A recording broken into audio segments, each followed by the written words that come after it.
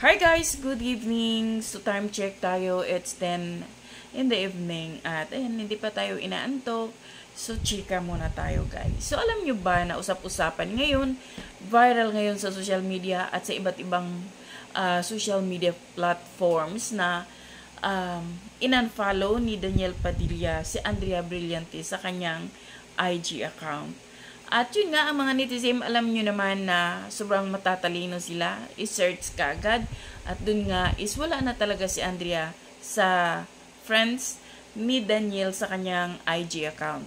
So maraming ngayong haka-haka, maraming mga speculation na kisyo in-unfollow ni Daniel si Andrea dahil nga meron ng bagong boyfriend si Andrea Brillantes.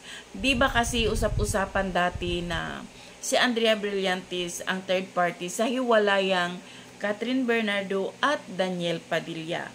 Pero wala namang may umamin, wala namang may nag-confirm. Pero yun yung usap-usapan dati. So ngayon, marami tuloy ang nag-iisip ng mga netizen na baka totoo. Kasi bakit in-unfollow ni Daniel si Andrea Brillantes sa anong dahilan? So si Andrea, alam naman natin si Andrea Brillantes na wala naman siyang paki. At ngayon is masaya na nga siya. Nasa dating stage daw sila, yun ang sabi ni Andrea. So hindi din sinabi ni Andrea na boyfriend niya na pero nasa dating stage sila. So kayo guys, anong opinion nyo? In-unfollow ba ni Daniel Padilla si Andrea dahil nga meron ng bagong nagpapatibok ng puso ni Andrea?